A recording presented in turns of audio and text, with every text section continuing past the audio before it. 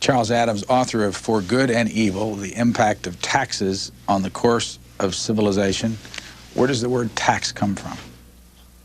It means to exact. Who invented it? I think taxes were invented before we learned how to write. There's no known civilization that didn't tax.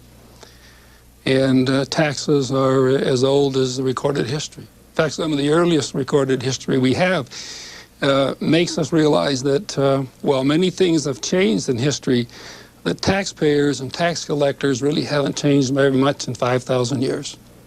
You have a favorite tax collector in history? Probably the favorite is one we don't know. They're on the hill of the Acropolis in Athens. There's a marble writing there that is in honor of the honest tax collector. And whoever that fellow was is probably my favorite tax collector. Although I think that maybe Aristides would be the most famous tax collector. He was the Athenian general, and he was appointed at the time that the Persians were about to attack the Greeks and try to impose taxes upon the Greek city-states. So the great city-states of Sparta and Athens formed a league. They called it, eventually was called the Athenian League, and all of the cities, and there were maybe as many as 200 cities in that city-states that were in Athens area, they got together and they had a NATO-type arrangement, and they had NATO commanders, and they had a common tax, and the tax was collected by Aristides. And we read in ancient history that this was a golden age for the allies of Greece because of Aristides the Just. So he may be the father of just taxation. I think he'd be my favorite. I read, I think, in the back that you live in Toronto? Yes, yes. You pay more tax in Toronto than you would if you lived in the United States? Yes. Why do you live there? Well, I live there because I married a Canadian, I suppose. That's the answer. And your wife always makes you over, but she took me back to Canada, and I fell in love with Canada, and I'm happy to live there, but I'm still basically a native son of America. How much more do they pay in tax than we do here? I would say about the same. The taxes come in different directions up there. They have some exemptions that we don't have here, but I think that the numbers are maybe 1 or 2% more. I've seen them. I think that just 1 or 2% more. Why'd you write the book? I wrote the book because I felt that I had a message. I felt I had peculiar qualifications for the book.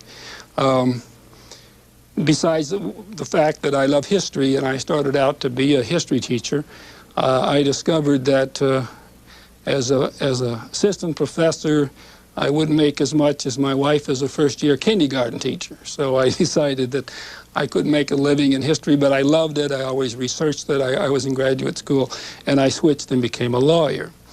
In the course of law, I got involved in taxation, and I've been heavily involved in the trenches for about 20 or 25 years, and I'm inclined to agree with, I think it was the Greek historian Thucydides who said that no one should write about war who'd not been a soldier. And I don't think anybody should write about taxes, really, who hasn't been in the trenches. If you've been in the trenches of war, I think you understand war. I think from a distance, we get the wrong impression of war. And I think from a distance, the academics and many of the tax professionals don't know what it's like in the trenches. And I think I brought together a love of history on the one hand and my experience with the tax world on the other, and that gave me a perspective about the importance and the power of taxes. And I think the power is a good word to use because people get mad about taxes. And you think we are mad about taxes. You should have seen our ancestors, how mad they were. And I think that's the first thing that surprised me in studying taxes, is how mad our ancestors were. I mean, we started a revolution, but it was a mean revolution. People died. The Civil War, as you might read in my book, I say it was started over taxes, not slavery. And 1/3 of a million Americans died in that war. And take the French Revolution. Now, we know that was tax-oriented. We know that the King of France and his queen were beheaded. What most people don't know is that the people were so mad that they gathered up all of the chief tax people, and they took them down to the guillotine, and they cut all their heads off. They were mad about taxes. And I think that it's a powerful force. And if you look at it as a force for shaping history and for explaining why people react the way they do, then it becomes a fascinating subject, an amazing subject of interest. And I wrote the book because I think that our ancestors would speak to us today, and they would point out to us how foolish we are and how wise we should be if we'd listen to them in terms of how they suffered over the wrong kind of taxation. I mean, empires have collapsed over taxes. And there's a sense of viciousness that developed throughout history, like in the French Revolution when they hauled down the tax people and cut off their heads. How much tax do we pay today compared to what the ancestors, forefathers did? I think we probably pay more. I think the systems are a little different, but I think we're a little more prosperous than they were. But if you think in terms of percentages, then I think maybe we pay less. Let's go way back in history. One of the great celebrations, or if we would call it that, is like Hanukkah, for example. It's a famous Jewish holiday that takes place at Christmas time. And I tell my Jewish friends that really the cleansing of the temple and the candelabras was really a sideshow. What Hanukkah was about was a revolution and a revolt over taxation.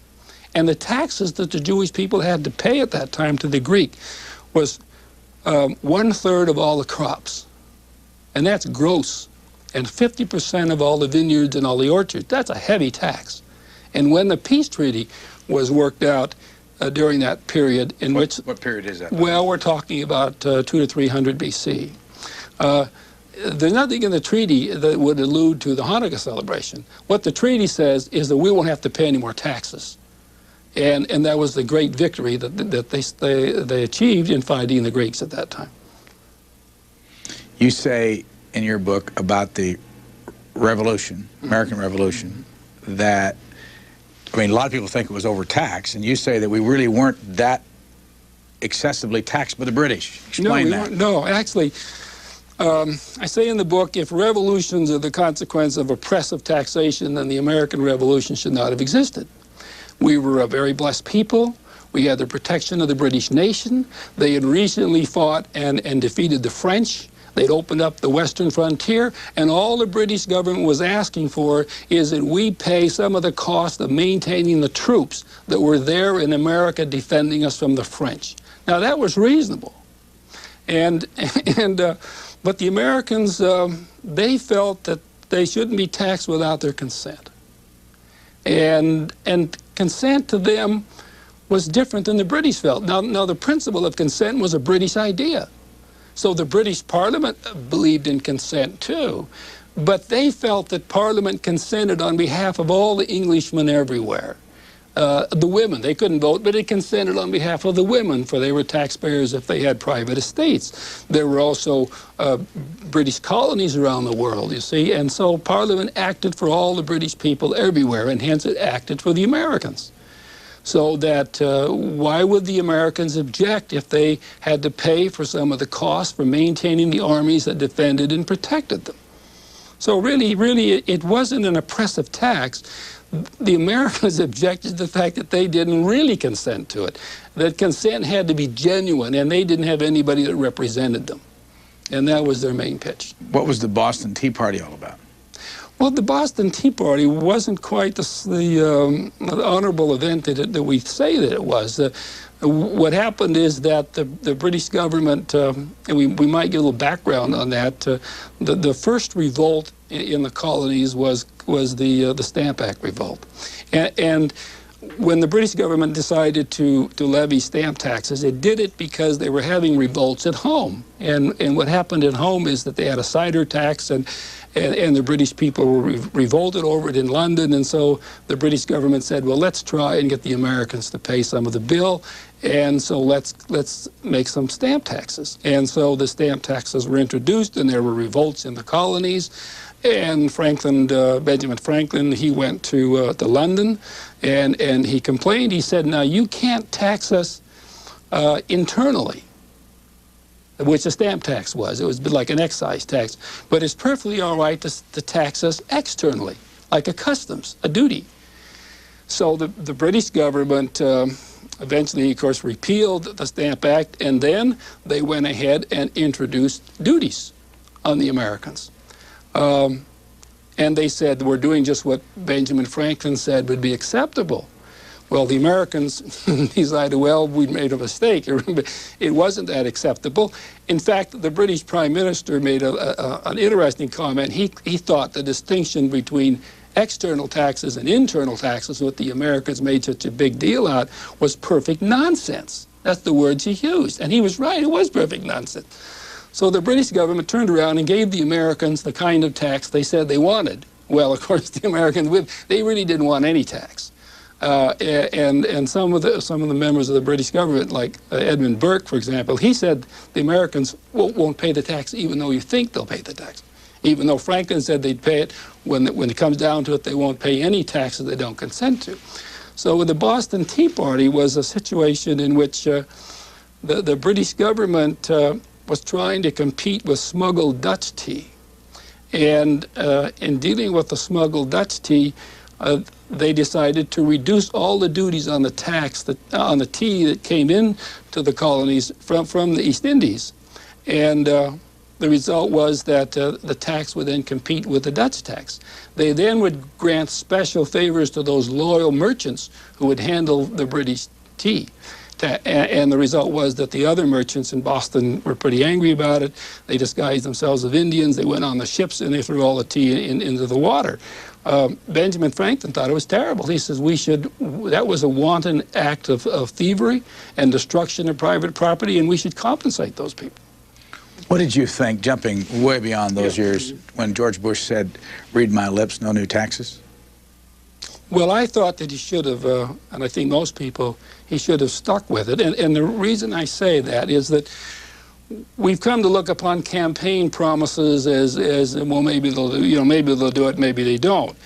But I think that when it comes to taxes, people, as I said, get mad about taxes. People take taxes real serious. And I made an analogy in my book that there's a contract or a covenant between the people and their government, sort of like a marriage contract, and that one of the conditions of the marriage between the people and their government is that for better or for worse, for richer, for poorer, like the wedding vow. But there are certain aspects of the relationship in a marriage which are not for better or for worse. There's a certain sense of loyalty and responsibility to your mate that you should adhere to. And adultery, for example, is not something that is for better or for worse. That's something that goes to the heart of a marriage. And I think that when the government deals with taxes, it's dealing in that very primary area. That's what revolutions have been made over. And so when George Bush said no new taxes, he was hitting at the heart of the relationship of the state to its people. And when he betrayed that, he lost them. At what time frame would you actually write the book, this book? What say that? In what time frame did you actually write this book? In other words, what years? Oh, 20 years. I started writing it in 1972. 20. This book's been in the making for 20 years. This book was 20 years in the making. How did you do it then? I mean, if you started 20 years ago, how did you keep track? Well, it started out, I didn't start out to write that book. I started out because I became interested in taxes. And I was teaching a course of world history to college students, and I noticed that taxes would continually show up in history. And so I began to take a look to see what meanings we could discover. And I went to one of the great libraries, like I went to UCLA Library, and I couldn't find anything on the subject. And I says, I can't believe this. Something so important as taxes, and there's practically nothing that's been written to show the broad history of taxes and the influence of taxes on people. And so I became fascinated with it. I wrote some magazine articles. They were published. People liked them. And I developed a kind of almost like a geometrical theorem that behind every event in history, there's a tax story. It may get lost in the drama of a great event, like the American Civil War. but there is almost always a tax story at work molding and framing civilization. And sure enough, it seemed to be true. I study the Russians, and I maybe study Peter the Great, or I may study the modern Russian state under communism, or I might study the French, and the Bible. The Bible was full of tax stories. And I went to Sunday school from the time I was a toddler. I even taught Sunday school. I don't ever remember learning of a tax story, but the Bible is chock full of them. From the very beginning all the way up to the very end are tax stories. So I became fascinated with it. And they were just amazing to me, and maybe because I was a tax professional, I became more sensitive to the issue. What do you mean by tax professional? Well, a tax lawyer. And what kind of law, what kind of tax law did you practice? And where were you doing this? Well, I practiced all over the world. I've been international, and I think that's helped me because I'm familiar with the tax systems in Canada and throughout Europe and in Asia. So having become an international lawyer, I could compare and have this horizontal vision of America and its tax system in relationship to the other tax systems of the world. How long have you lived in Canada? 20 years. So this tax professional work that you did and this book has all been written from Canada? That's correct. And is it easy to keep tabs on America while you're doing this? Oh, yes. Are you a Canadian citizen or American? Yes, Canadian. When did you become a citizen? Oh, 15 years ago. By the way, Brian Mulroney at one point, I think, was 15% popular? Yeah. Did that have anything to do with tax? Absolutely. Absolutely. In fact, that's a good example of taxation by consent. There was a difference between the consent of lobbying a tax law through the legislature, which Brian Mulroney did, or lobbying a tax law through Congress, and the consent, which is what the people themselves really believe and will accept. We had in Canada a value-added tax forced on us against our popular will. When? About 4 years ago. And what's that mean? A value-added tax is sort of like a national sales tax, but it's rather sophisticated, but essentially it is a national sales tax. And what's happened in those 4 years then in Canada? Well, we have the tax. They collect a lot of revenue, but people hate it. People hate it very much. How much? Give us an example of this book. Let me see. This book is $29.95 here in the United States. If there was a value-added tax, would that book cost more? Yeah, it would cost 8% more, roughly. And is that put on at the cash register or along the way? That's along the way. But it will show up on the sticker price.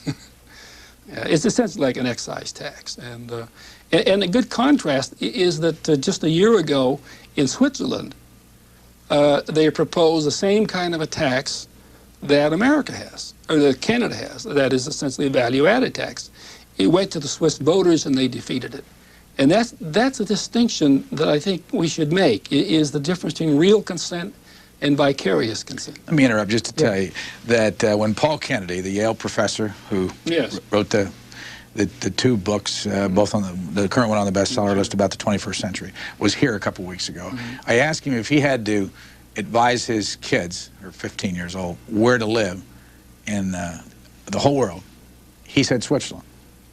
And you write some special things in here about Switzerland. And talk about the democracy in Switzerland compared to the democracy in the United States. Is there a difference? Absolutely. Dramatic difference. Switzerland has what we call real democracy. Real democracy about the fundamental and most important things of society, taxes. The Swiss government, from time to time, tries to introduce new taxes, tries to raise the rates of taxes, and they almost always get turned down. And I asked a Swiss lawyer some years ago, I said, and this is when they had defeated an attempt to raise the taxes, income tax rates, and I said, what's going to happen now? And he said, well, they're going to have to live on the income that they have, just like the rest of us. So the Swiss people will not surrender to their representatives the power to tax. And I think that's one of the great virtues of Switzerland, is that one of the points that I've discovered in the book, and one of, I think, the major points in terms of constitutional structure, is that whenever the power to tax and the power to spend reside in the same political body, whether it's a Congress or a president or a dictator, the power to spend will always override the power to tax. And if you look back at England and Britain in its early days when England was rising to be a superpower, you had this separation of powers. Parliament could tax but not spend. The king could spend but not tax. And that made a balancing system. We don't have anybody who really puts the taxpayer first. And I refer in the book to William Gladstone, who was the great British Prime Minister who served off and on for about 50 years. And Gladstone explained it by butter and bread. He said that the problem you have with governments is that, and he's talking about the Parliament of England at the time, or the House of Commons, he said they lean toward the tax department that butters their bread, and not towards the taxpayer who makes the butter. And I think that's the problem right today in America. People, with the new Congress and with the new taxes, people are suspicious. They're not so sure these guys are really going to reduce the deficit, and that maybe these taxes are basically going to be used just to spend. Go back to Switzerland. Yes. If there's 6 million people that live there, how does the country work? Who runs it? Well, it's run by it's government, has a confederation, a federal government, and it has what you'd call state governments, or the cantons.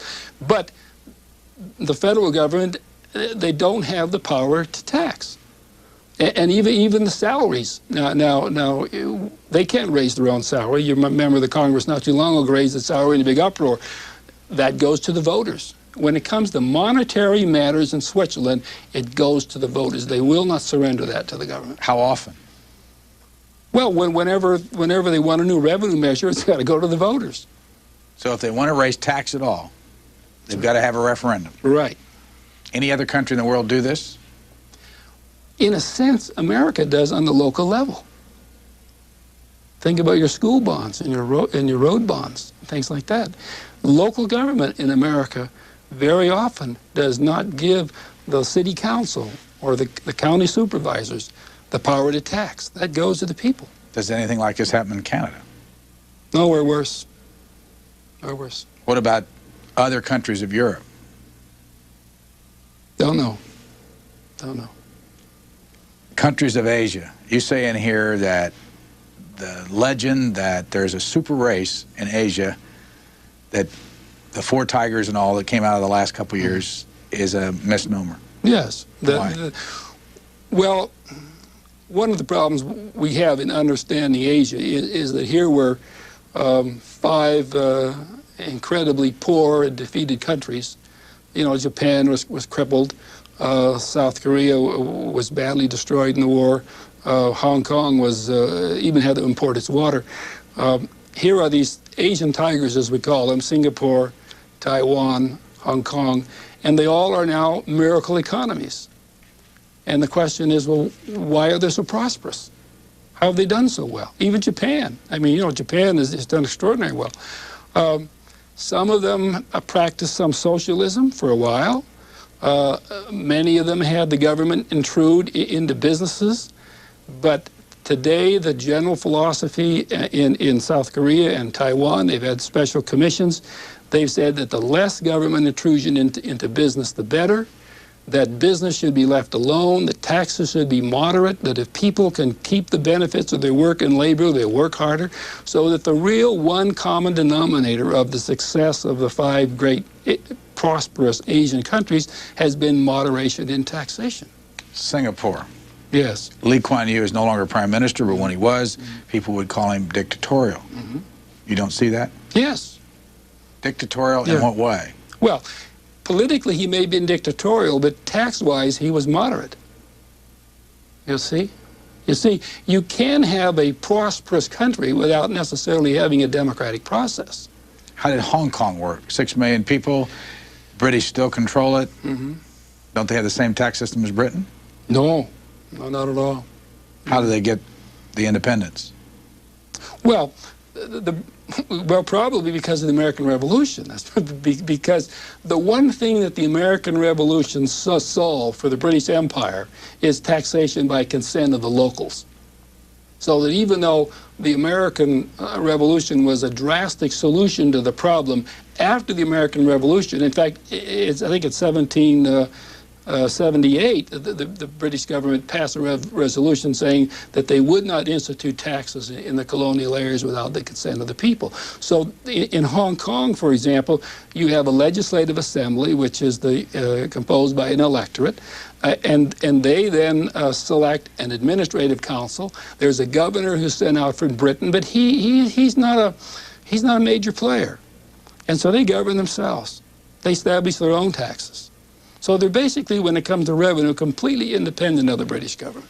125 million people in Japan. You say the Americans came there after World War II, wrote the Constitution, and set up a high tax system. In fact, basically, we took the Internal Revenue Code and we mirrored it. We said, this is the law you're going to adopt, along with all the other things that the occupying forces did. So the Japanese adopted it. They accepted the American Internal Revenue Code, and they immediately started riddling it with holes. So they didn't particularly want to offend the Americans, so they started making all kinds of exemptions and tax write-offs and special reserves, and the result was that the heavy taxes that were on the books weren't really in reality. That they started bringing down the taxes by essentially riddling the tax code. In fact, there's one famous professor in University of Chicago Law School, and he wrote an article not too long ago, and he recommended that we simply scrap our Internal Revenue Code and adopt the Japanese code, lock, stock, and barrel, because he says they got a better tax code, it's much simpler, it's created tremendous prosperity, we need to create more capital in America, and so why don't we copy them? They copied us in the way you build cars and things like that. If you and I lived in Japan, how would our lives be different with that tax system that they have? Well, most of the people in Japan don't even file tax returns. So that's the first thing. Did you write about the special accounts? Yes. What do you call them, the postal? Yeah, the postal savings accounts. How does that work? Well, it's in Japan you can set up sort of like a postal savings account in which you get interest, but you don't have to say you're the owner. And there are more of those accounts in Japan than there are people living there, which means that lots of people have many of them, but you don't have to put your name on it. So the government doesn't know who owns these accounts. So are they taxed? They're taxed. Now they were, but for many years they weren't even taxed at all. But now there's a 20% withholding tax, but nobody knows who owns the accounts. And the Japanese people want it that way. I think it's kind of a check on the government, that if the government starts to tax too much, everybody will just put all their money in these accounts. How much can you put in there? I don't think there's any limit. Who holds the money? Well, they're postal savings. Do you remember years ago when we had postal savings certificates? Maybe that was before your time. I don't remember.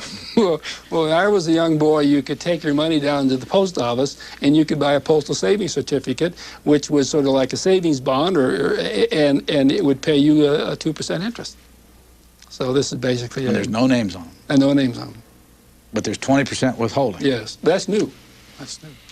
Now, another thing about Japan, and this is something that I think is worth thinking about, is that Japan basically had a tax-free capital gain. I mean, there was a very modest amount of money that was withheld on every stock sale over the Japanese stock exchange, but I'm talking about 1 or 2%. And that was just automatic. When you bought or sold stock, they were withheld. Now, if you lost money, you could file and maybe get a refund, but that was the tax.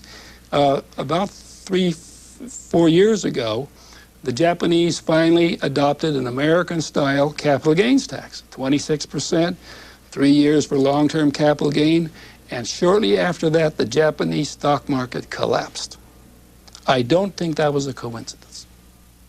You mean this big collapse we watched came right after the capital gains tax? They went from practically no capital gains to 26% tax, which meant you had to declare it on your tax return and that. The thrust of Japanese tax reform today is in the interest of simplicity. I want to ask, this almost sounds smart.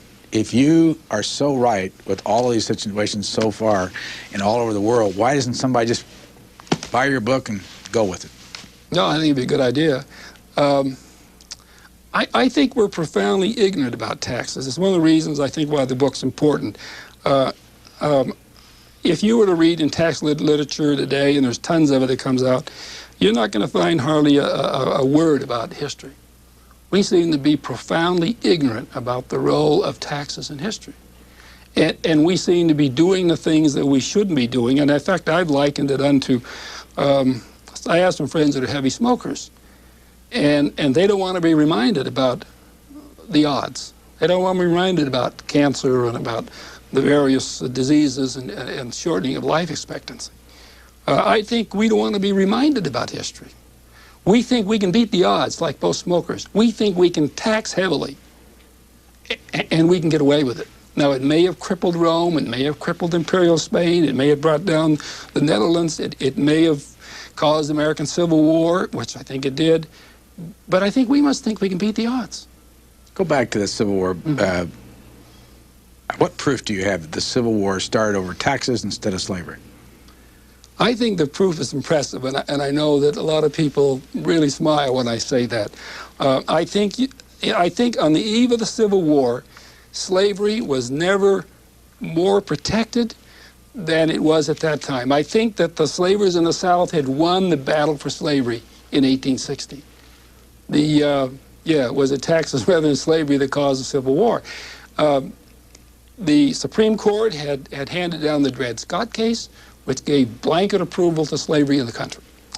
The President of the United States, who was Abraham Lincoln, in his first inaugural address, he said he had no inclination to interfere with taxes, and he said, I quote from my speeches, I have repeated time and again, I'm not going to interfere with slavery. I have no inclination to do so personally. Congress then passed a resolution which was to be a constitutional amendment protecting slavery in the southern states. They'd won the battle, they hadn't fired a shot. But he did say something else in his inaugural address. He said, in the South, you see, it seceded this time. They'd walked out, formed their new government down in Richmond, Virginia. And he said, if they don't want the males, that's fine. We won't interfere with their way of life, that's okay. But taxes we will collect. And except for that, there will be no invasion of the South. Now, then Lincoln was also interviewed by a British correspondent from the Fraser magazine. And this is sort of like Time magazine or something would be.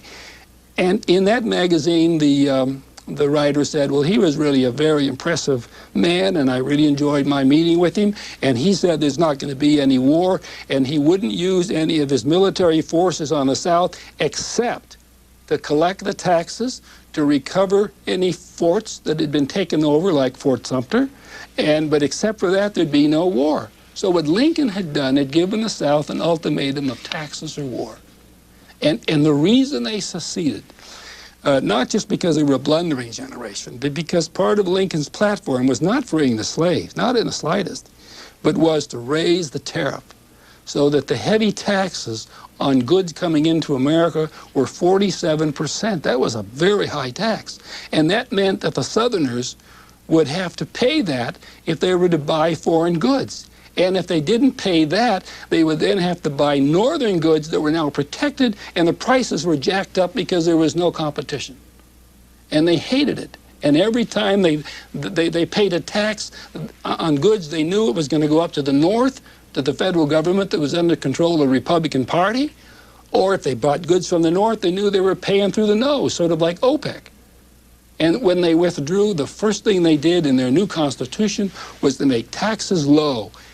And then the North saw the problem. You've got a chart here that talks about presidents, attorneys general, and Supreme Court justices. What's the point of this chart? The point of that chart is to show that up to the time of the Civil War, the South dominated the federal government. President of the United States, Attorney General, Supreme Court justices, speakers of the House, predominantly all came from the South. This is before 1860. This is before 1860. When the war was over, no presidents. The few we got came in because somebody died in office. Very few attorney generals. You can see the numbers there. So the South was really defeated in terms of having any voice in the federal government.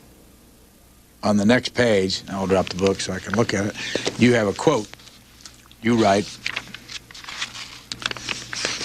find it here. No, it's the next 2 pages. Okay. Lincoln was the most powerful president the United States has ever known. That's right. Why do you say that?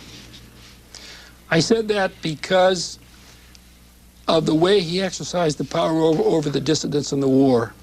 I even said that the Russians could refer to Abraham Lincoln to justify the deporting of Solzhenitsyn.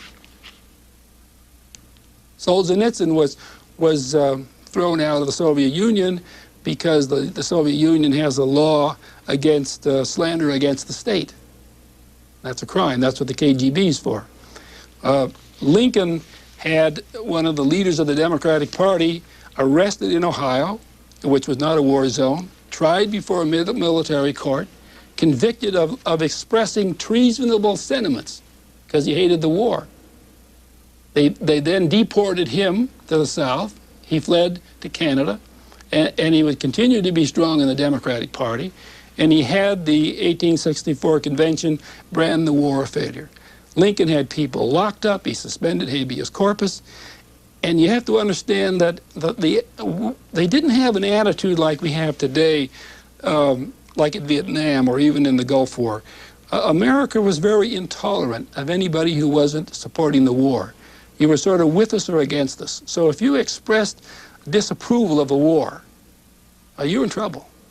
Now we permit people today to have freedom of expression, but it's only been in the latter half of the 20th century.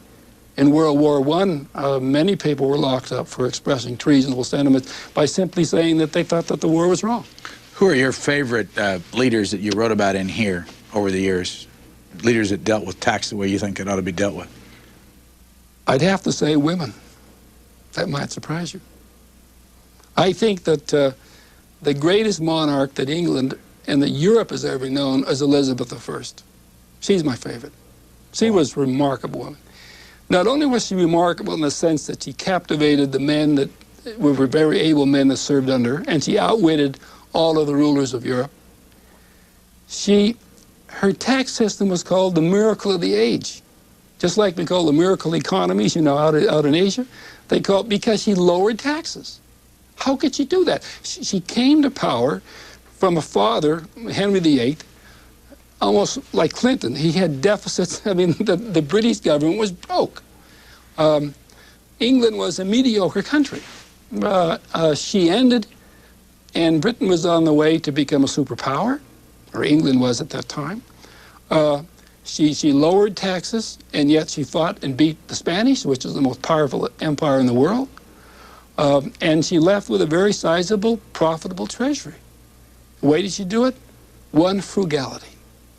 She said that I will accept whatever my subjects will give me. And she operated an extremely frugal government. And I think that's key number one to success. That's what the Romans had in the early days of their greatness, was a very frugal government. She lowered taxes, and she's the author of a statement that has never, to my knowledge, been attributed to her. To love and to be taxed is not given to man. Now, I've seen that recently in magazines in America, and I've seen it around the world, meaning that you have to expect the fact that when you tax, that people are going to hate you. That isn't what she meant. Elizabeth said, I will end my reign as I began, with the love of my subjects. And what she meant by that is that she wanted her subjects' love, and that consequently she would let them know of her revenue needs, but she would not oppress them. Again, her reign was what years? Would be in the 16th century. Madison Books. Yes. Who's that? That's a trade book of University Press of America. And what's University Press of America? It's probably the biggest academic press in the United States. What do they think of this book? Well, they published it. What got them intrigued about the book? What made them think that this would sell? I went down and talked to them about it. Where are they? They're not only about 50 miles from here, less, I guess. They're down in Landon, Maryland. And what year did you go to see them? Oh, a couple of years ago. And they had reservations about it, that, you know, well, tax books are dull. And I said, well, this one isn't dull. I said, taxes are such a powerful force in life. There's no reason for a history of tax to be dull. It should probably be exciting. I mean, I think I mentioned, well, the American Revolution was overtaxed. The Civil War was overtaxed. I said, well, let's take the French Revolution. You remember the guillotine where they cut off all the heads? And I said, everybody knows they cut off the king's head and they cut off the queen's head. Did you know that the French people gathered up all the chief tax people and they herded them down and they cut off the heads of every single one of them? They were mad. And that's that. So, all right, they decided to publish a book. You write about Israel. Yes. You say that, using feline terminology, if the foregoing Asians are tigers, meaning that places like South Korea and Hong Kong, then Israel is a sick cat and economically not in the big cat league at all. That's correct. Why? Basically because of heavy taxation, basically because they're a socialist state. They were founded by East European Jewish people who were pretty well persuaded by the importance of socialism and even Marxism. But their socialist economy is dragging.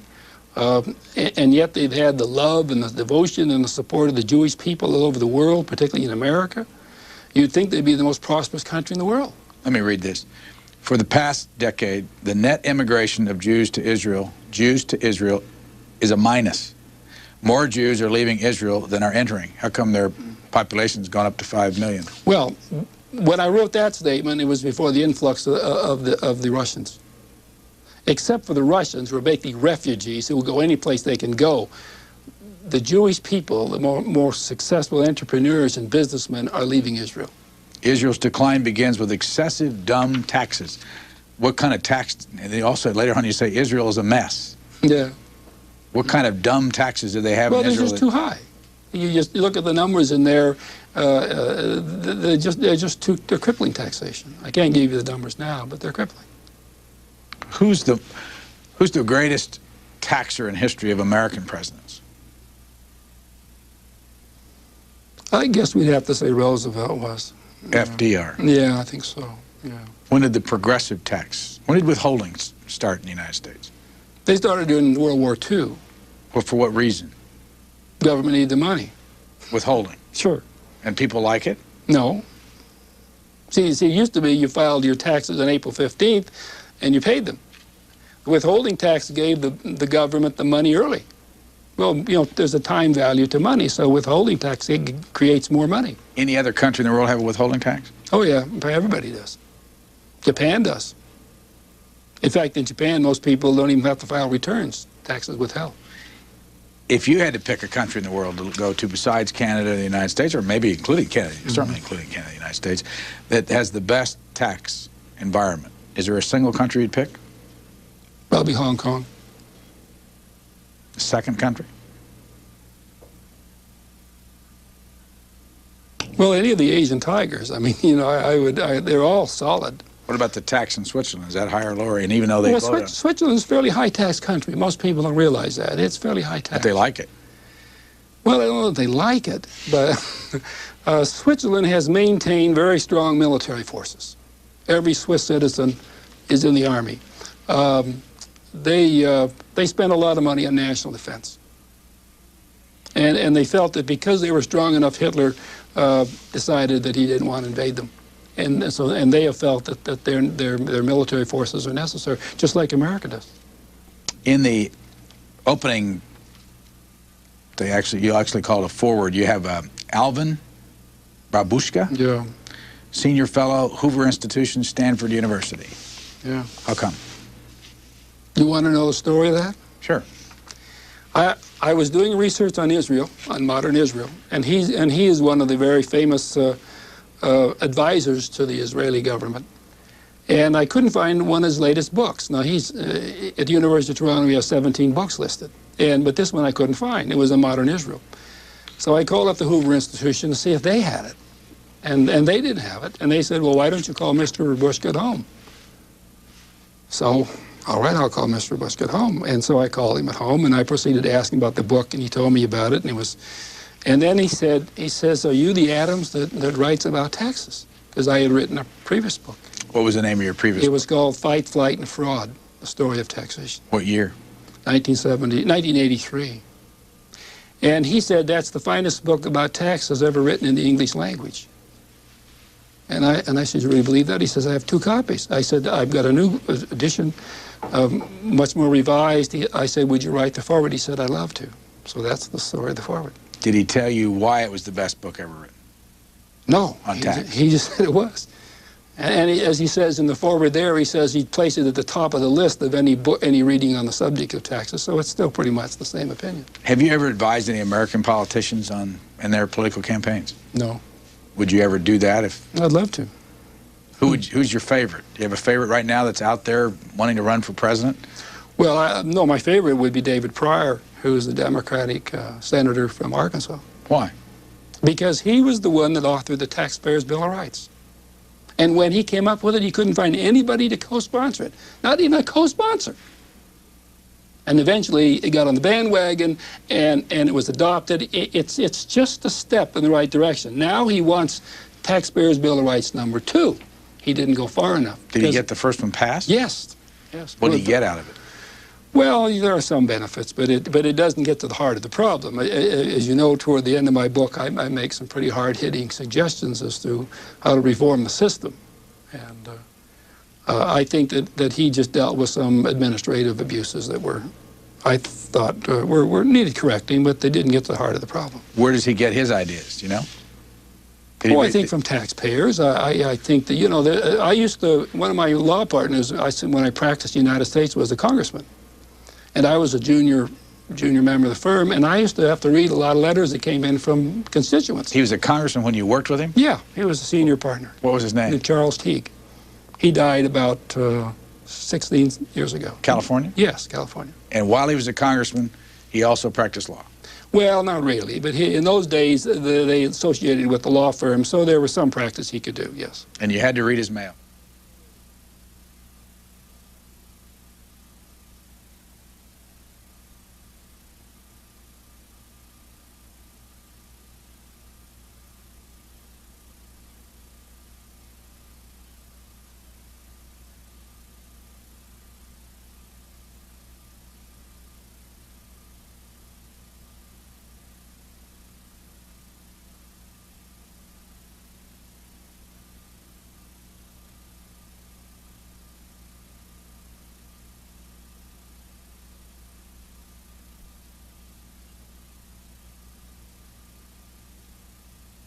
He would do his job, but nothing ever would come of it. He complained to the district director, and it just sort of gets sloughed off, and that would be it, and he'd do the best he could. But he didn't really have the ability to act as a watchdog over his people in his district, and that's one of the failures, I think, of the system. I think a congressman ought to be able to look out for his constituents, for, you know, the members of his district, and when the IRS misbehaves, I think he ought to be able to have a little clout.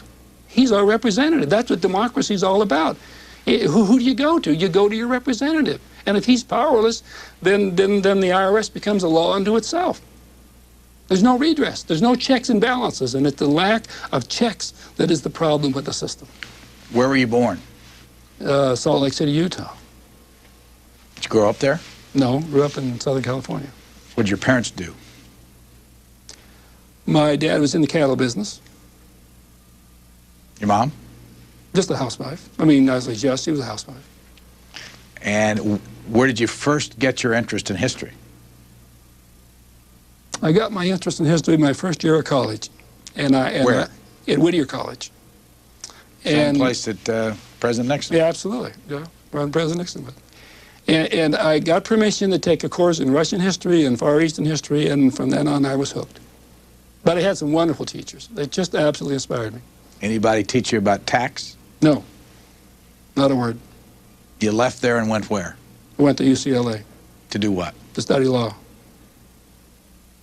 Nothing in between, just bingo. Right on. Law degree. Yeah. What year did you get out of law school? 1953. Then what? Then I went up to Ventura and I practiced law in the firm that was called Teague and Dixon. And Mr. Teague was a congressman, and I was a junior member of the firm. How long did you stay there? 10 years. Then what? Well, in the course of that 10 years, I got interested in taxes. I didn't study tax in law school with the idea of being a tax lawyer.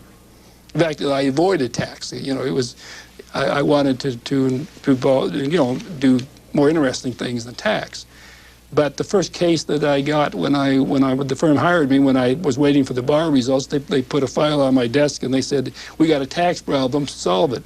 And of course, since I was a junior and hadn't even passed the bar yet, I handled the case, and I apparently did a wonderful job. And from then on, I was an expert. When you talk about being in the trenches, is that where it was? Well, no, that's when it started. Yeah. As the years went by, I got more and more involved with taxation. And one interesting story, which might have something to do with the book. My experience in the early days with the Internal Revenue Service was very positive. There were the agents in Ventura were really outstanding.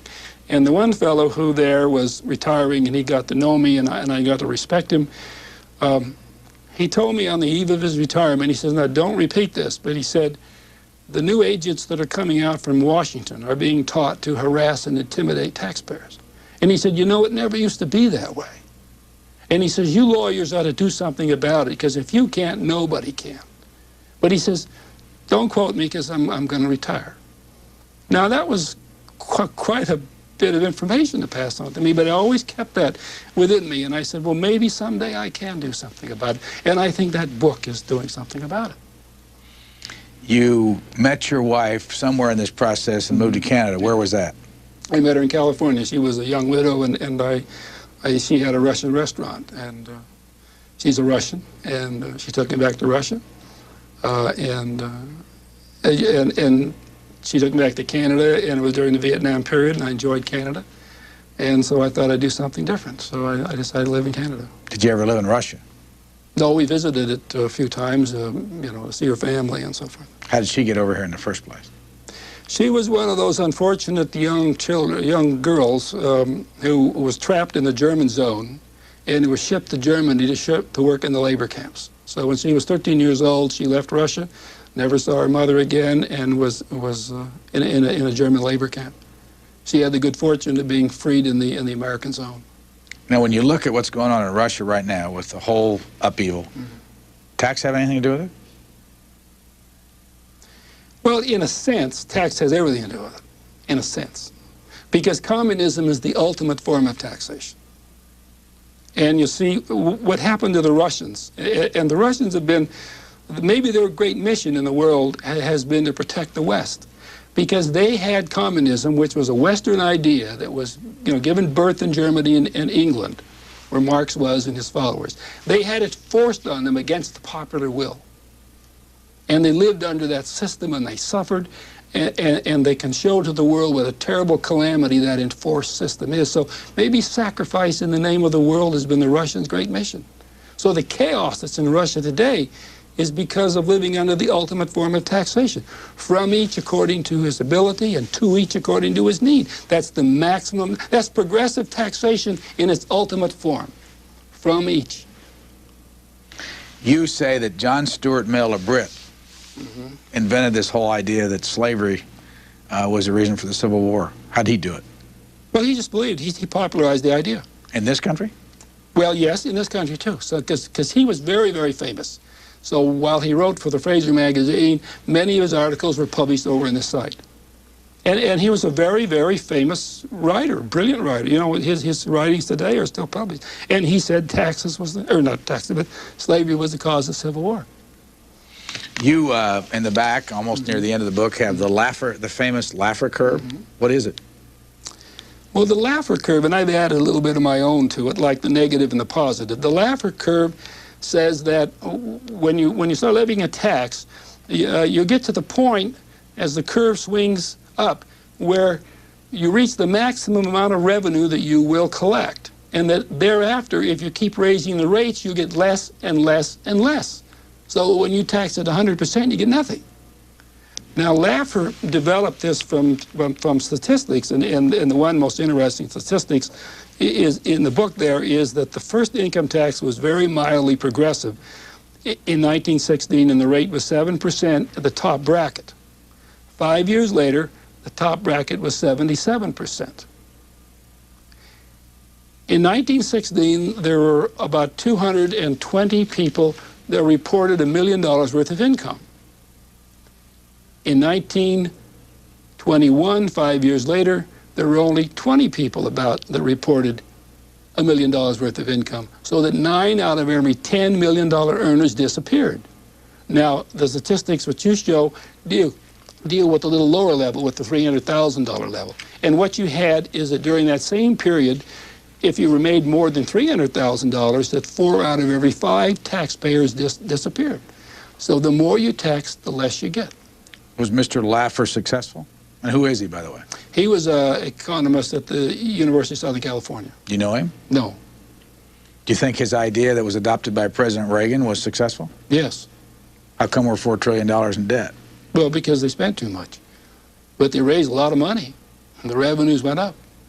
It's just, you see, that's the problem, the power to spend, the power to tax. Even though we lowered taxes, revenues went up, but expenditures went higher. They just can't control their spending appetites. What's your favorite chapter in here? That's an interesting one. I think maybe my favorite chapter is the one on the Enlightenment, based on the old Navy expression, no one got the word.